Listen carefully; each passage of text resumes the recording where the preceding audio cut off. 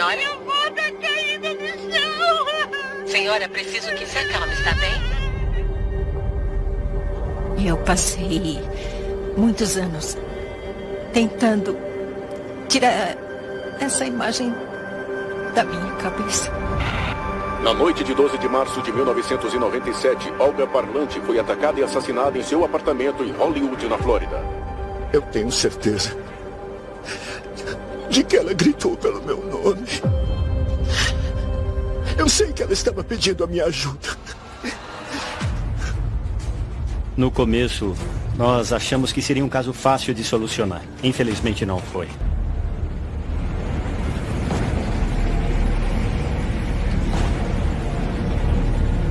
E pensar que alguém da sua família matou a sua mãe? Eu só queria me vingar. Pensar em que eu faria alguma coisa com a minha avó me dói mais do que qualquer outra coisa. Ela não tinha um álibi que confirmasse onde estava naquela noite. Ela sabe mais do que está dizendo. O polígrafo mostrou que ela mentiu. Eu temia pela minha vida por causa do Fred. Ele não devia ter batido nela, mas bateu. Ela estava envolvida. Aquela criatura desprezível. Vai se ferrar, Fred. É isso que eu quero dizer.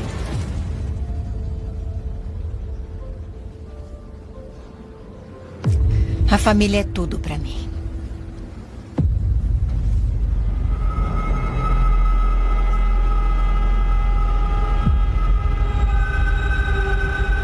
Culpado ou inocente?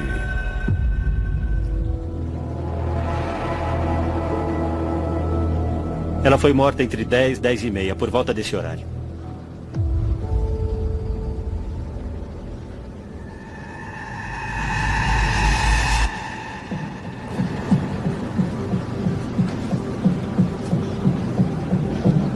Então tínhamos dúvidas sobre a Andy, sobre o que ela fez naquela noite.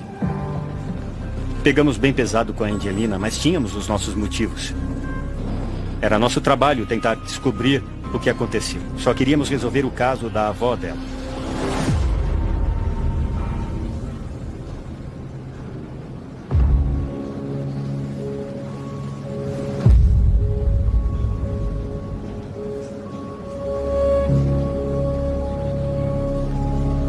Ela reprovou. Ela foi reprovada porque ela mentiu. Mentiu e enganou. Eu fiquei desconfiado. E o Frank LaRaza nos disse, estamos tendo alguns problemas, sabe, para confirmar a história da Andy. Estamos checando isso, checando essa história, checando aquela história. Eu falei para o Fred que um carro pequeno tinha sido visto entrando no complexo, mas não podíamos definir o horário, que tipo de carro era ou quem estava dirigindo. Mas ele tinha certeza de que aquele era o carro dela. Eles sabiam que era o carro da Andy, não tenho dúvidas disso.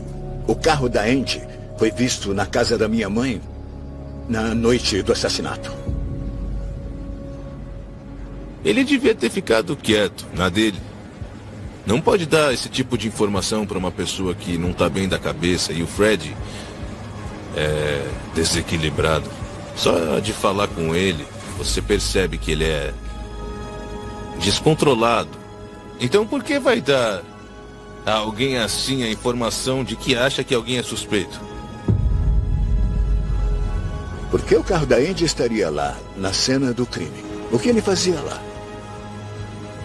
Fiquei cada vez mais convencido de que ela sabia alguma coisa.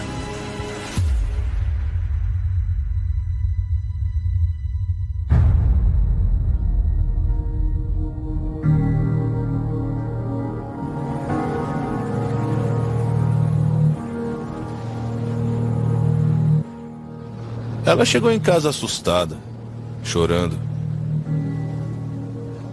Estava bem abalada. Eu só podia tentar confortar ela e dizer, não se preocupa, sabe que não fez isso. Essa é uma daquelas memórias que você não quer mais se lembrar. Você só quer esquecer. Eu não compartilho isso. Eu não conto para as pessoas. Olha, já fui interrogada.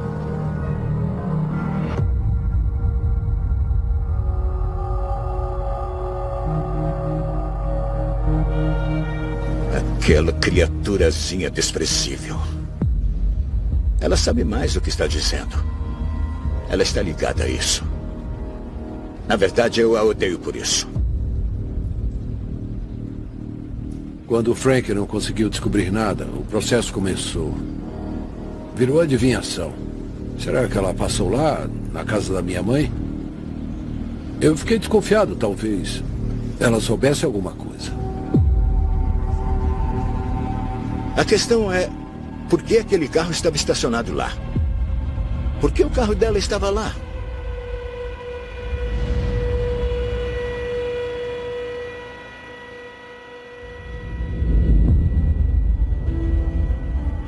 A família parou de falar comigo. Pensar em que eu faria alguma coisa com a minha avó me dói mais do que qualquer coisa. Principalmente minha família da Flórida, porque eles me conheciam. Eles me conheciam melhor do que ninguém. Me conheciam muito mais do que o Fred. Mas ele era bom em convencer as pessoas, em fazer lavagem cerebral nelas.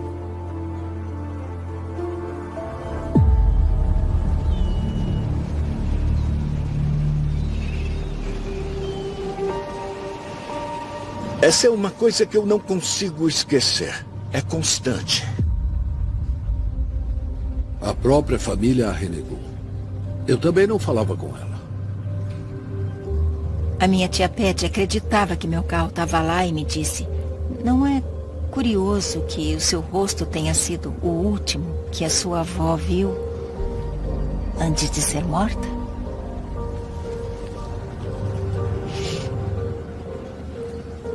Eu não sei se eu já tinha visto essa foto, mas é uma ótima foto. É a minha avó, minha tia Patty e meu tio Pete. A vovó parece feliz. Me sinto tão mal pela tia Patty. Ela morreu achando que eu estava envolvida nisso. Eu nunca machucaria minha avó. Ela era a pessoa mais importante da minha vida. Nós fazíamos vigílias em frente de onde minha avó morava. E eu ia mesmo que o Fred dissesse para eu não ir. Eu ia porque eu tinha o direito de estar lá. Ela era minha mãe, além de minha avó.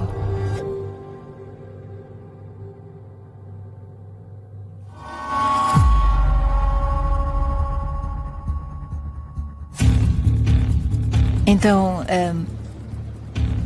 teve um dia que eu fui até a casa da minha tia e o Fred saiu de dentro de casa e começou a me atacar no meu carro. Ele bateu em mim. Bateu em mim dentro do meu carro. Ele me socava como se eu fosse um homem. Então eu saí. Nem pensei que ia atropelar ele. Eu saí com o carro para fugir dele. Eu fiquei com medo. Temia pela minha vida por causa do Fred. Nunca toquei nela. Eu só gritei com ela, só isso. Nunca toquei nela.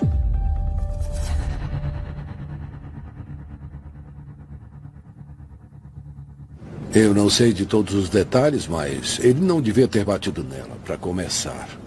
Mas bateu. Eu liguei para a polícia e ele foi preso por me agredir. Não estava tudo bem. Eu compareci à primeira audiência. E quando eu entrei e vi ele lá sentado, dentro da cabine, ele me lembrou a minha avó. Então eu fui embora.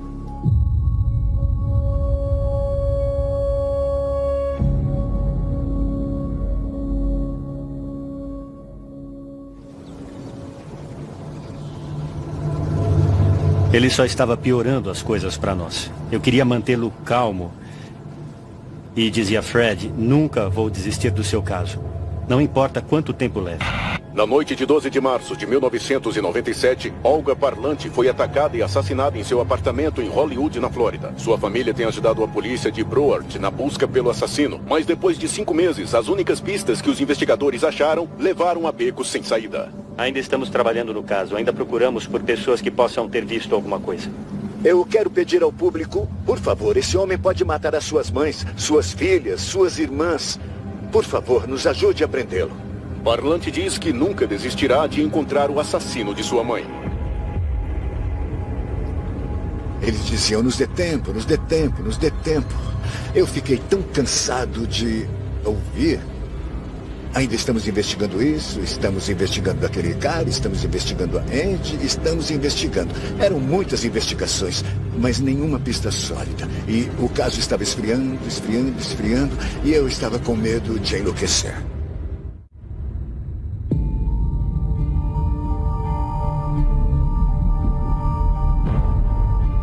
Eu montei um envelope com relatórios da polícia, relatórios médicos, fotos do local.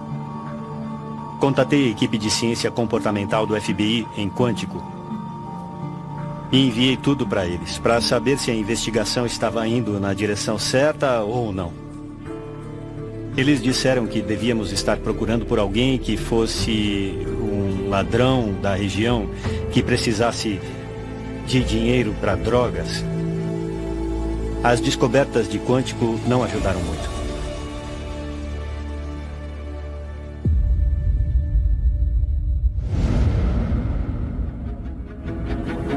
Não precisa ser muito inteligente para ver que eles não tinham nada.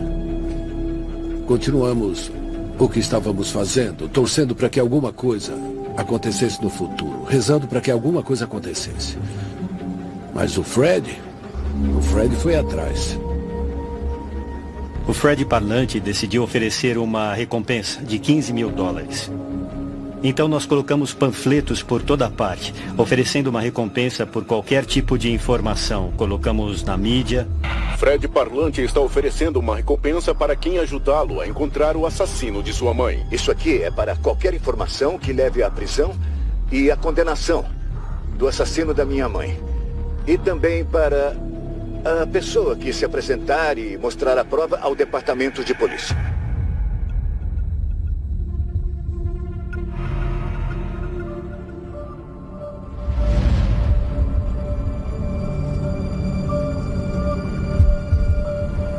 A Andy nunca saiu do nosso radar.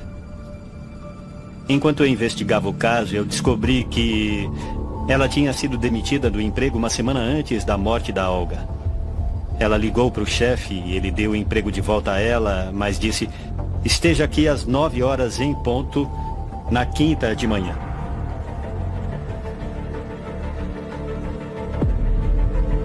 Óbvio que era um comportamento suspeito. Então entramos em contato e falamos de novo com ela, a levamos para a delegacia e fizemos outro teste do polígrafo. A acusamos de novo e aquele teste mostrou que, de fato, ela estava mentindo.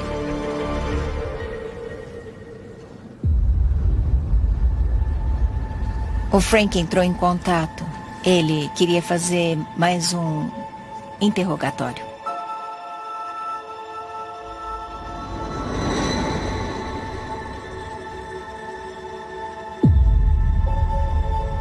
O primeiro teste do polígrafo deu inconclusivo. E nós percebemos que ela sabia mais do que estava contando. Então fizemos mais uma vez.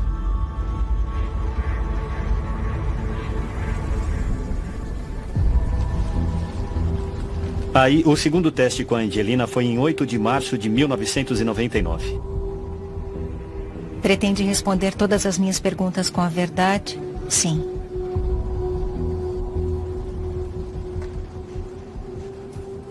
Em 12 de março de 1997, você sabia quem matou a sua avó? Resposta: não. Em 12 de março de 1997, você matou a sua avó? Resposta: não. Você matou a sua avó? Não. Em 12 de março de 1997, você ajudou de alguma forma a matar a sua avó? Novamente a resposta foi não. Depois de conduzir o teste do polígrafo, o examinador afirma que houve reações significativas que indicam mentira da parte dela. As questões pertinentes. O polígrafo apontou que ela estava mentindo.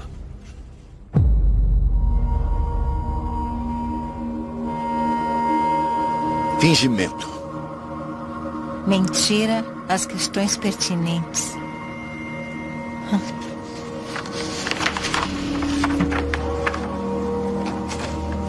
Mentira.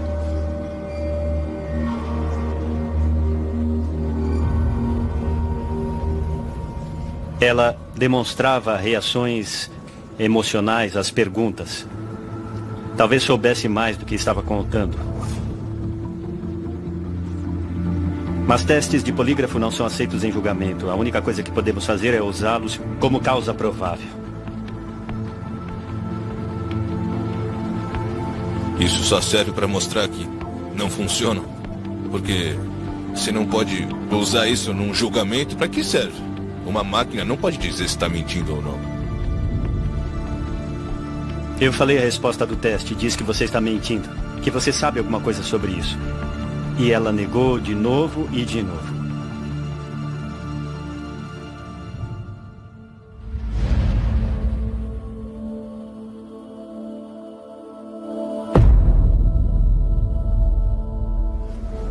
Eles me perguntaram se estava atrasada. Por que foi à casa da sua avó?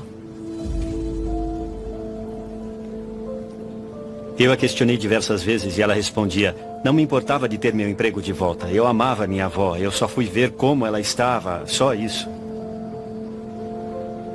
O que eles não sabiam é que eu não estava feliz naquele emprego. Eu não me importava de estar atrasada para o trabalho. Emprego a gente consegue outro. Não parecia certo. Eu ficava me perguntando se a Andy realmente era inocente, completamente inocente. Existia a possibilidade dela saber alguma coisa. Sempre existe a possibilidade. E nós não estávamos indo a lugar nenhum nesse caso. Um caso que devia ser solucionado. Eu digo e vou repetir. Eu não ligo se passar na TV. Ela é uma grande mentirosa. Ela vai enganar todo mundo. Ela é boa nisso. Eu não sou mentirosa. Eu sou uma boa pessoa.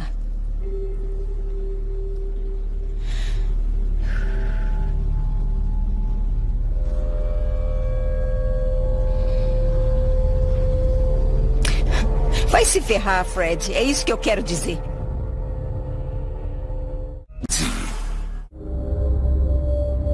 É que tem tanta coisa que não bate. Mentiras, farsas, detector de mentiras. Eu continuo achando que foi ela.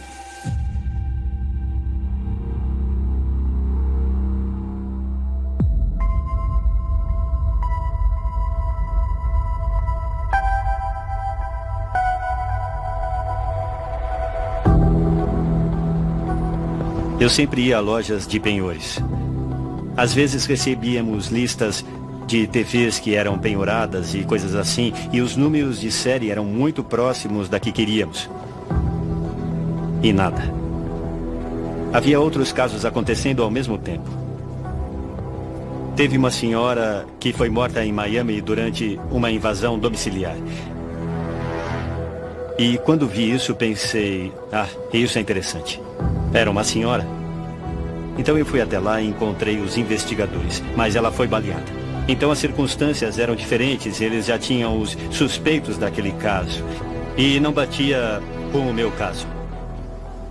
Então acabamos revisando tudo de novo.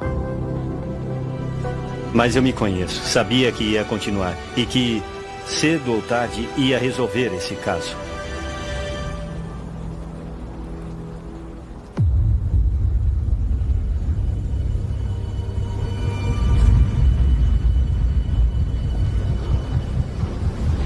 Eu consultei até videntes. Um detetive particular me custou $3.000 e e não deu em nada. Eu escrevi para centenas de senadores, deputados, governadores, para o presidente dos Estados Unidos. Na verdade, eu escrevi para todo mundo pedindo ajuda. E não recebi nenhuma resposta.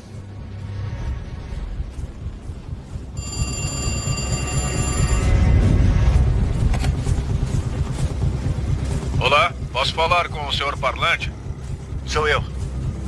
Certo, tenho uma informação para você. Ah, tudo bem. Eu pedi para a polícia me avisar. Eu não quero tratar com eles. Depois de te dar essa informação, tenho que desaparecer.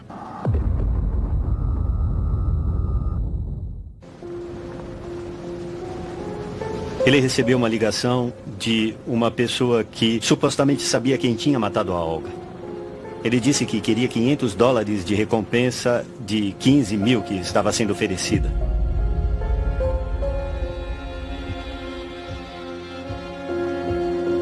Depois de te dar essa informação, eu tenho que desaparecer. Eu sei onde está a TV que você procura. Tá bem. Tá legal? Pode me falar onde? Quanto essa informação vale para você? Bom, se for uma boa informação e a TV for encontrada, você será muito bem recompensado. Eu fiquei animado porque parecia legítimo. Eu te encontro pessoalmente, ou vou pessoalmente garantir que você receba o dinheiro sem o departamento da polícia nem ninguém envolvido. Combinado.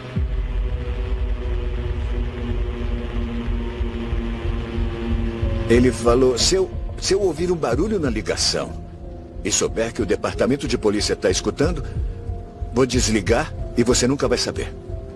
Ele ouviu o barulho e falou, você envolveu a polícia nisso, e desligou o telefone.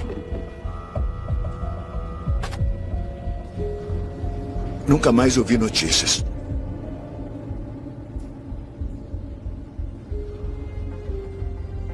Isso foi muito desanimador, sabe? Esperávamos conseguir alguma coisa, mas não aconteceu. Eu ficava pensando, será que vamos solucionar isso?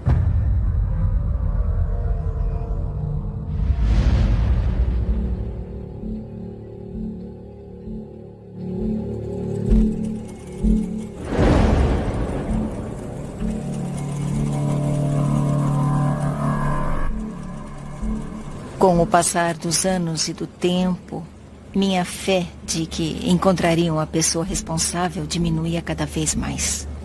E a minha família ainda pensava que eu estava envolvida naquilo. Foram longos 15 anos sem saber. A minha família me traiu. Eu não confiava em mais ninguém. Eu estava perdida. Eu estava muito perdida. A Andy sofria de ansiedade, tinha ataques de pânico e a felicidade dela foi tirada. A alegria. E isso era muito difícil de ver. Ela era tão feliz quando nos conhecemos, tão extrovertida e amava a vida. Eu não desejo isso pra ninguém. Ninguém mesmo.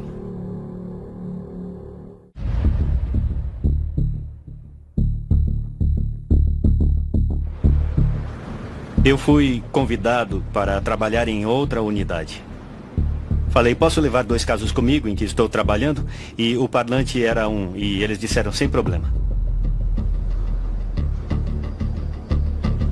Então fui até lá. Eu estava investigando criminosos reincidentes. E, analisando todos eles, eu estava olhando os arquivos e vi um cara que tinha sido preso por homicídio, alguns quarteirões do bairro da Olga. Ele era um taxista que tinha sido roubado e morto. Então eu pensei, interessante, vou olhar o nome dele.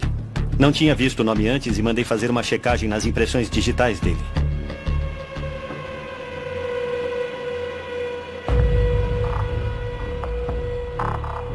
Ela me ligou e disse, encontrei uma correspondência na impressão das mãos.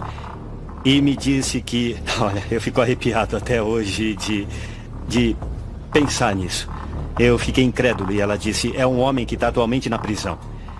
E me deu o nome dele, Benny Hall. Na época do crime, ele não estava preso, estava solto. E isso era bom. E aí ela falou, é compatível com 6 digitais diferentes. Algumas coisas na bolsa dela que tinha sido esvaziada no chão tinham as digitais dele. Numa das gavetas que tinha sido retirada, as digitais dele estavam no puxador. Uma impressão de mão na parede, ao lado de uma gaveta. E descobri que ele entrava e saía da cadeia, cometia roubos aqui e ali, tinha atacado um senhor certa vez. O homem estava entrando no apartamento e o Benny Hall o confrontou, deu um soco nele e o nocauteou sem dó. Depois entrou e pegou a carteira do homem e aí saqueou o apartamento. Então o perfil batia. E eu pensei, esse só pode ser o nosso cara. Foi um dia muito bom.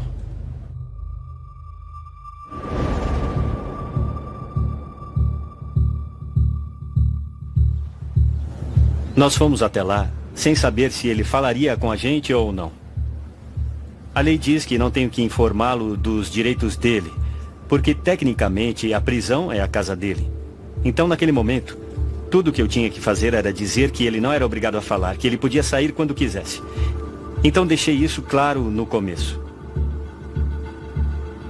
Ele podia ter levantado e saído da sala, e aquele seria o fim, ele não falaria com a gente. Mas ele estava curioso. Ele queria saber o que eu sabia. Que tipo de caso é esse? É um caso de Broward. De que tipo? É um roubo. Um roubo? Já esteve no condado de Broward? Não, acho que nunca fui pra lá. A julgar pelo histórico e pelo passado dele, eu não esperava uma confissão dele. Então, eu fiz o oposto.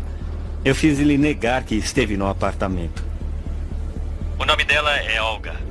Era o nome dela. Você não a conhece? Nunca viu, nem nada? Nunca. Tem algum motivo para suas digitais estarem dentro do apartamento dela? Não. Você disse que nunca esteve lá. Nunca estive. Então, consegue pensar em algum motivo para suas digitais estarem no apartamento dela? O que é que você me diz disso? Não sei. Nós encontramos as suas digitais dentro do apartamento dela. Ela foi morta durante um roubo. E as suas digitais estavam no apartamento dela. Eu não sei. Eu não sei do que você está falando. Acho que você entrou lá para roubar e ela entrou em pânico e começou a gritar e você tentou mantê-la quieta. Não. Eu não. Eu não. Benny, por favor, relaxa. Você tá... Eu quero sair daqui. Eu não quero mais ficar aqui. Bom, eu falei que você podia ir quando quisesse. Quando a polícia vem aqui, com certeza alguma coisa tem. Bom, tem mesmo alguma coisa. Fiquei satisfeito. Porque posso provar que ele estava lá. Posso provar que ele tocou os itens que o assassino tocou. Principalmente a bolsa dela. E isso é tão bom quanto ele admitir que a matou. Tínhamos certeza que era o nosso cara. Digitais não mentem.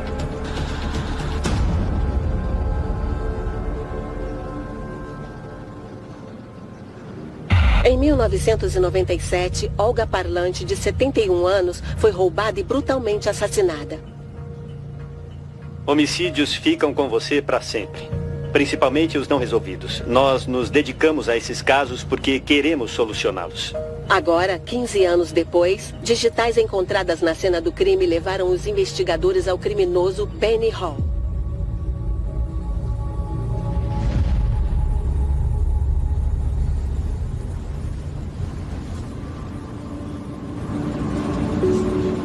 Sabíamos que ele era o cara certo. Eu liguei para o Fred, foi a minha primeira ligação. E eu perguntei, eu conheço ele? E ele disse, não, acho que não, porque na verdade ele está preso atualmente. Bom, eu ajudei eles a não se esquecerem desse caso. Fiz eles trabalharem na marra. Eu me lembro desse dia. Acho que foi a minha tia Maureen que me ligou. Ela me mandou uma mensagem ou alguém...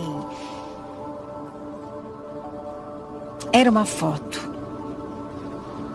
Era uma foto do Benny Hall. E aquele foi um dia feliz. Aquele foi um dia muito, muito feliz. Quando você viu a foto do Benny Hall, o que passou pela sua cabeça? Eu fico feliz, acredite ou não, por terem achado alguém.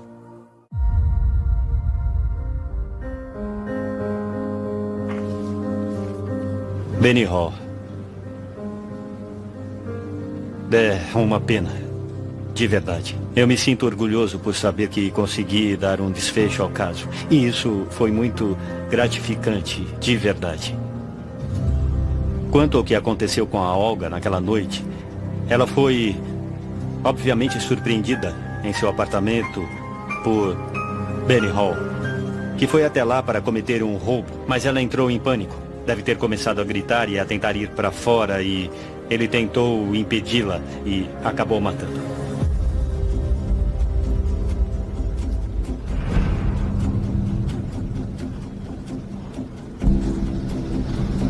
O Benny Hall deve ter descoberto sobre o apartamento da Olga através de alguém. Ele não apareceu lá do nada.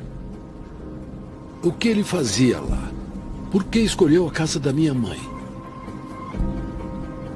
Na cabeça do Fred, isso leva ou até os Nyhoffs ou a Angie.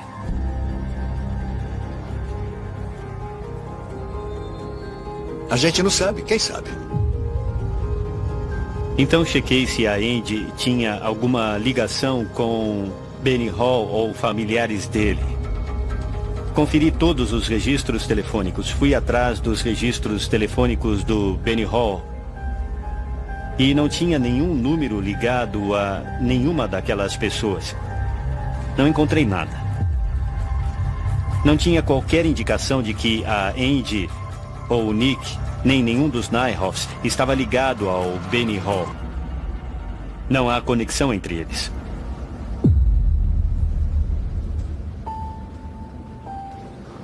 Eu fiquei tão feliz com isso. Não acredito que a Angie estivesse envolvida. E aquela pobre garota levou a culpa por uma coisa que ela não fez e não sabia nada a respeito.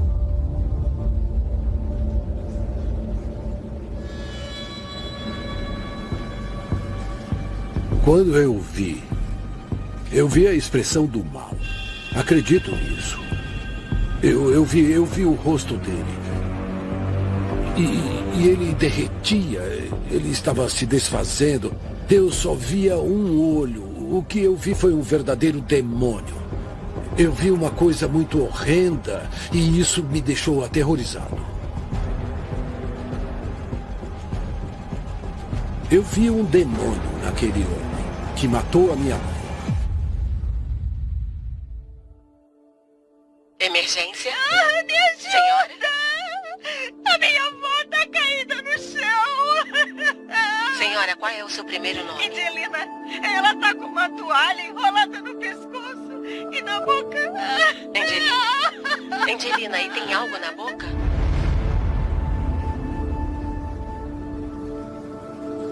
Eles reproduziram as fitas da ligação e ela simplesmente desabou e começou a chorar sem parar. Como se estivesse revivendo tudo aquilo. Pareceu uma eternidade para mim. Por favor, me Tudo bem, fique na linha, senhora. Preciso que se acalme, está bem?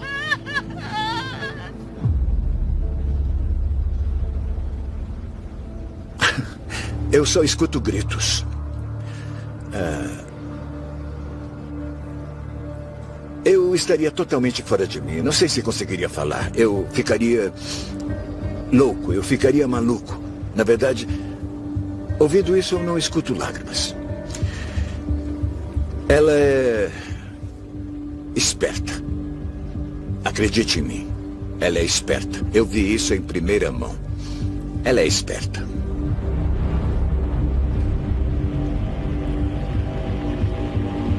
Isso é real.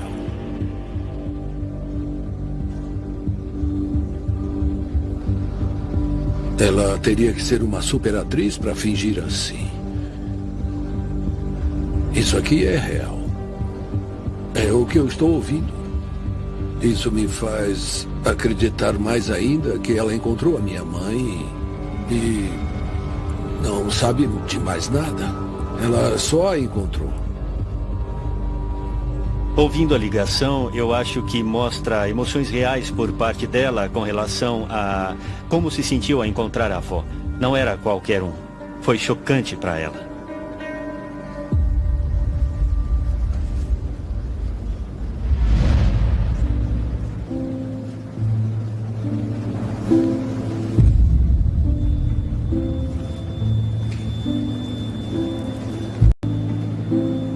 Eu estava no cemitério visitando o túmulo da minha mãe.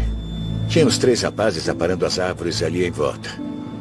Uma viatura policial chegou e o Frank disse: Fred, ele foi condenado culpado por homicídio doloso e condenado à prisão perpétua sem liberdade condicional. E eu gritei muito alto. Tão alto que os rapazes aparando as árvores foram até o carro ver o que tinha acontecido. Aquele foi um grito de libertação da minha raiva e da minha frustração. Eu gritei: isso! Que apodreça! Isso não se faz. Eu sei que é horrível, mas falar de outro ser humano desse jeito, mas ele merece. Eu posso dizer que aquilo foi comparado com o nascimento de um filho. Isso me deu o maior alívio. Muita gente me diria: isso não vai trazer ela de volta. Mas isso foi um pouco mais para mim do que justiça. Não foi só um desfecho.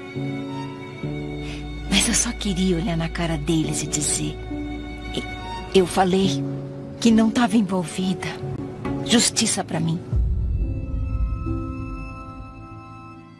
Heidi. Nós fomos à praia e eu acho que deixei claro que acreditava nela. Eu vi uma garota cheia de mágoas pelas pessoas pensarem que ela tinha alguma coisa a ver com aquilo. Eu olhei nos olhos dela e acredito nela, mas ela estava magoada. E me disse que queria um pedido de desculpas de todos. Ela não tinha nada a ver com aquilo. Era tudo o que ela queria. Você pediu desculpa para ela na época? Eu pedi, sim. O que disse? Eu disse: me desculpa e vamos esquecer. Eu não sei mais se é uma boa ideia ficar com ele. Era onde minha mãe morava. É onde tudo isso começou e agora acabou. Mas não acabou, não é? Deve ser por isso que eu estou mantendo, porque não acabou.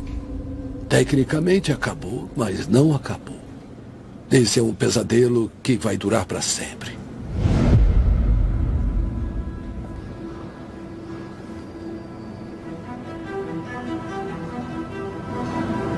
O que tentei explicar para o Fred é que não há qualquer prova que indique que a Andy estava envolvida nisso. Eu não tenho a menor dúvida de que o Benny Hall matou a Olga Parlante. E eu sei que a Angelina não tem nada a ver com a morte dela.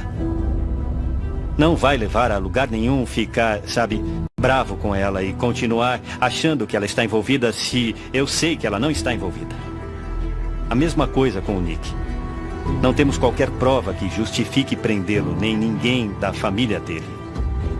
Então, eu espero que o Fred Parlante tenha um momento de reflexão e retome o seu relacionamento com a Andy.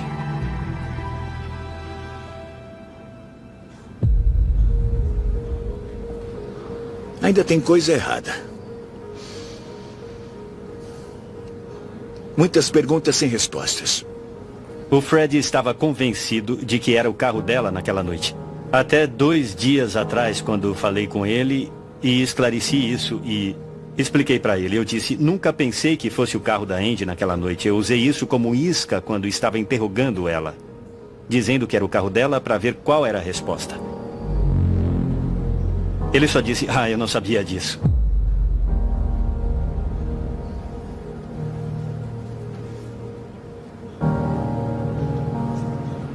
Alguma coisa te faria mudar de ideia? Nada.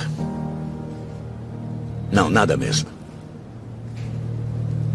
A menos que o Benny Hall confesse que é outra pessoa e me faça parecer um grande bobo. Amém. Eu não acredito nisso. E que os dois confessem o crime, seja quem for. Aí eu pediria desculpas para Andy. Nunca mais falarei com ela, mas eu me desculparia. Mas agora, continuo pensando o mesmo. Você diria alguma coisa para ela se a visse? Ela vai ver o programa. Não quero falar com ela nunca mais. Não como eu estou, não depois do que ela fez comigo. O que eu sinto por ela é muito ódio. Não posso dizer mais do que isso. Pra mim, ele tá com tanta raiva por outra coisa. Por te bater e ir pra cadeia. Também acho isso, que ele tá bravo comigo porque eu mandei ele pra cadeia.